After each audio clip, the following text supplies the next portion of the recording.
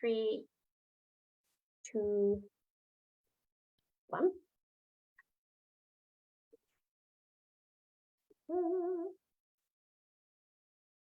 So, hello everybody. A very happy Tuesday to you.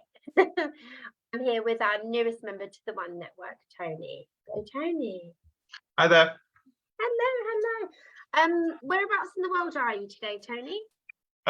Doncaster. Well, just after Doncaster, a little village. Stay out of the main city now. Oh, it is a city. We just got that status last week, so.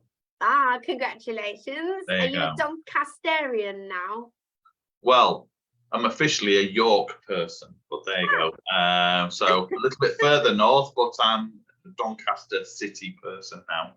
How it's managed that, I don't know, but King Charles himself came up and opened us up last Wednesday. So there you go. Ah, congratulations. Oh, that's so nice. That's lovely to know. So everybody, I'm so sorry. We will talk about, Tony is going to give an incredible top tip at the minute. Health and safety around Christmas time is on all of our minds. And that's what Tony does. He is a health and safety expert and a lot more as well. I just want to say, if you see me moving, I'm really sorry.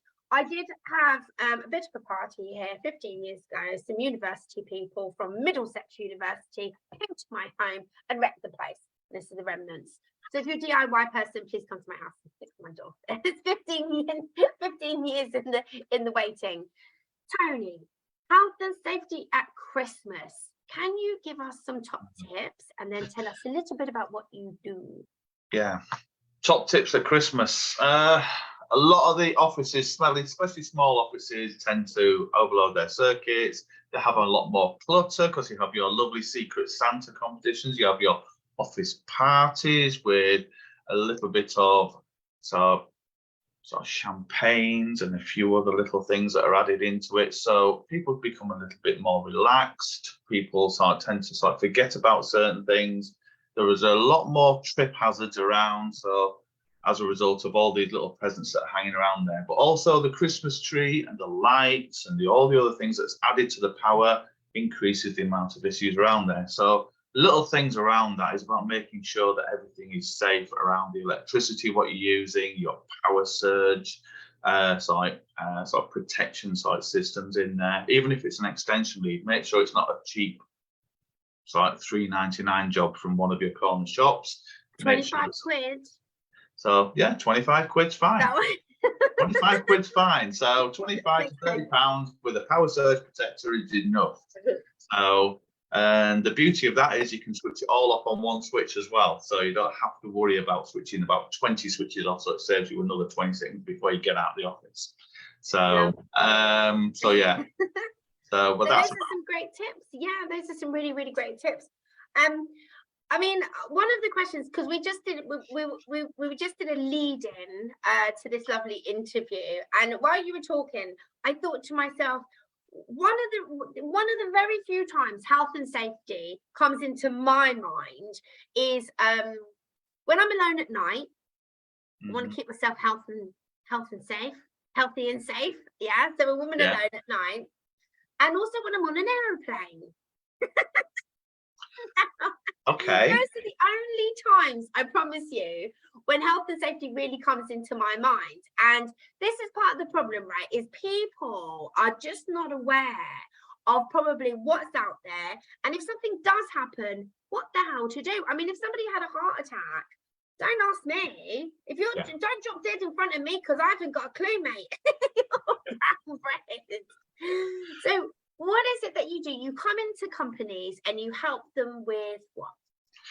I help them with their fire safety, their first aid, their risk assessment processes to ensure that all the staff can turn up to work knowing they're in a safe environment and they can go home in the same state without having to worry about being injured or anything along those lines. But also, if something does happen, they know how to deal with it. Okay, right. And that can be whether it's in the work or whether you're at your office party or your office party happens to be at a bar or anywhere like that, you can still deal with it. Last event I dealt with was a choking last year in a steakhouse. Steak is one of those, Steak is one of the biggest causes of choking, to be fair. I nearly went. I walked past Flatiron. Flatiron is one of the most famous steakhouses in London. They do one dish, steak. Yeah. That's it. You get a choice of one steak. Apparently it was a 16-ounce steak. All right. And then you had a choice of four or six sides, and then your drinks. So yeah, steak, dangerous, is it? It's for choking. So you don't chew it properly. If it's not cooked properly, then yeah. Wow.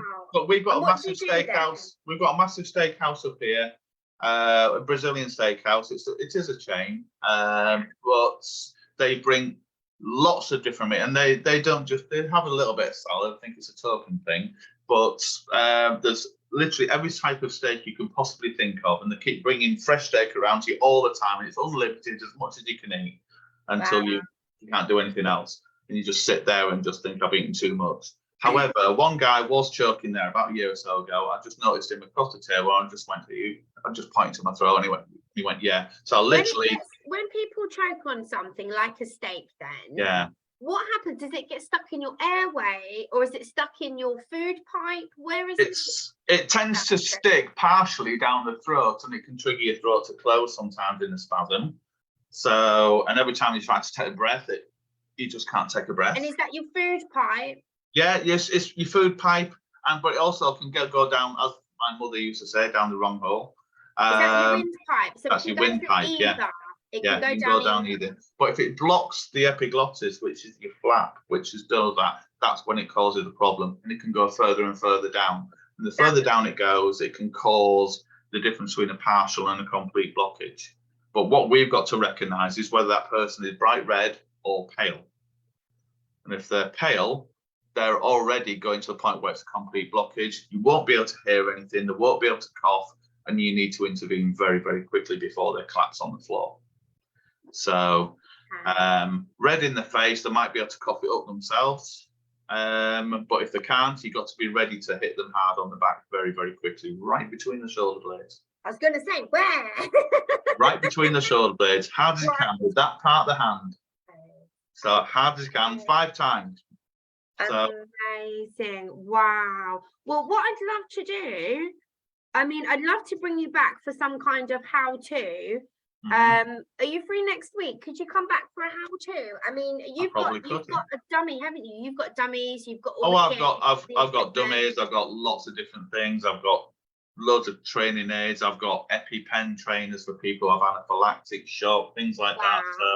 So I can do quick tips on how to use that. So amazing. I can talk about seizures. I can talk about recovery positioning. Do. We would love that. We would love you to come on and just give us literally 60 seconds. Yeah. What to do if somebody's choking on a steak. What to do. And I suppose it's different for different people. Is it different for? Well, you'll tell us. in what respect? So it's different for children, different for elderly, different for age groups. Sizes. What if you're not allowed to touch the person? What if their religion? You're not allowed to touch them. Right. Okay. So we don't know that. If that casualty is unconscious, technically we have to assume consent. If they are conscious and they tell you not to do anything, we can't. However, if they are about to die, in our opinion, if they're about to die, for whatever reason, I'm not going to stand there and let them die. Intervening. Yeah. So, but we have that wonderful piece of law called the Human Rights Act. Okay.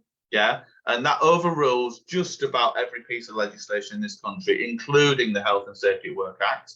Okay. So there are times when one will flip over, but essentially that's how it works. But Article 2.1 says we have an absolute right to life. Not even a Supreme Court judge can take away a right to life. Okay. So we are there to protect a person's life. So what we know at the time as a first aider is that person going to die or not? If I think they're going to die, I'm going to try and prevent that. I can't save them all. A doctor can't even save them all. All I can do is what's within my repertoire as a first responder. Can I just ask you as well?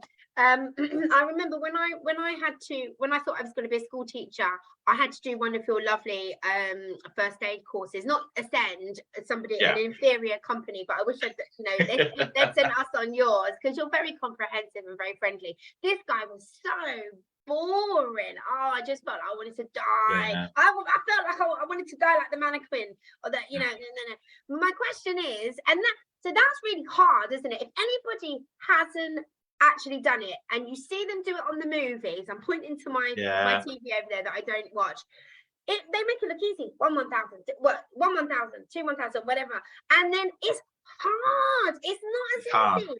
Yeah, and so you need the training. But my question was, do we still give the breath mouth to mouth with the COVID and the HIV and the herpes and the cold sores? Are we still giving mouth to mouth?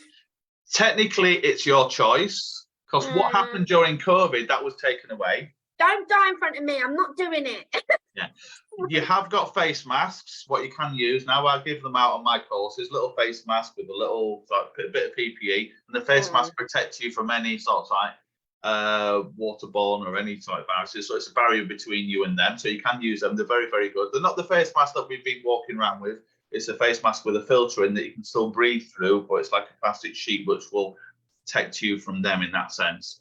However, to be fair, I'm not going to have one in my pocket, am I? I'm not going to have one. If you come on my course, you will. So, because they're about the size of a credit card, and they fit nice and flat into your wallet or your purse. So, wow. So they fit in there quite nicely, and you can carry them around anywhere. Some of them have them in little cases or anything like that, but I have them in a little single-use like packaging, what you can just unwrap, peel off, and use over there.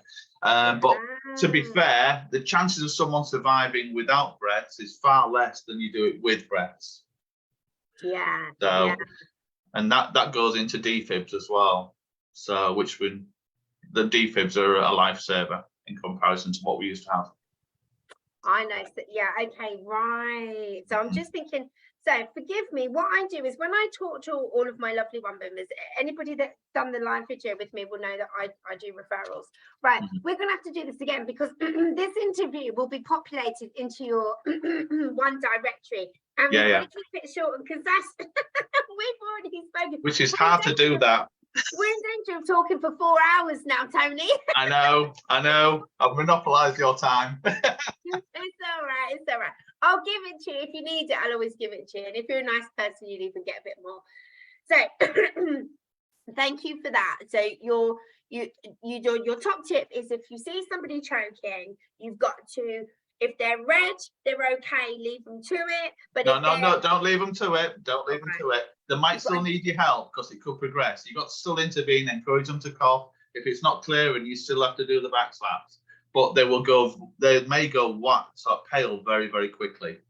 So you've got to intervene. It's only partially blockage. It doesn't mean you can just leave them to it. It just means that they might be able to clear it on their own, but if they can't, you still got to intervene with some back slaps, and you would have to do another version as well, which would be abdominal thrust, which we can talk about that another time. Right? The Mrs. Down Used to be called that, yeah. We call it abdominal thrust now. So purely for copyright reasons. Okay. Yeah. If you could come back, if we could do this again same time, maybe next week. Yeah. And you could give us an incredible top tip, what to do if somebody's choking, ABC. That would be amazing, Tony. Would you do that for us? I'll be happy to, yeah. Oh, thank you so much. I might be from a work location. That's all right. Even better, even better. Let's see what you do. Yeah, out on the open road. So, absolutely. Tell us who you help, and then tell us the best way of contacting you. Who I help. All businesses need first aid, so that makes that really easy. So if you're a business and to meet regulatory requirements, then you need a first aid. Yeah. So, however, I specialise as well within schools. I do a lot of schools work, and also the care sector. I do all of their regulatory training, not just first aid, but a lot of care homes, children's homes. I do a lot of their physical intervention training as well, which is another massive subject. Yeah. So hospitals also call upon me for certain aspects of their training as well. So it can be like literally, it's just about any business needs first aid and health and safety. But Yeah. I do specialise more in schools, care homes, and sort of like healthcare sector as well. So hospitality bring me in occasionally. So Fantastic. Yeah. Well, I'd be interested to know actually how many hospitality staff actually have health and safety training in the workplace. I mean, that would be, you know, does the probably quite barman, low. yeah, would the barman know what to do if he's faced with somebody whose drink has been spiked? Would he know what to do if maybe somebody falls over because they're drunk?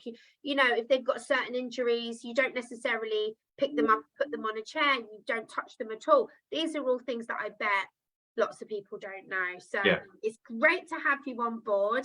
Likewise. Let's educate some of our lovely business owners on the One Network next week. And hopefully we'll be seeing a lot more of you, Tony. Likewise. And thank you for inviting me. It's been great. Oh, thank and you hopefully so much. it's going to lead to a long-term process. Definitely. Absolutely. Yeah. Everybody have a lovely day. Get hold of Tony Umpleby. He's here in the One Network, and he'd be more than happy to have a lovely one-to-one with you. Yeah, have a great day. Bye for now. Thank you. Bye.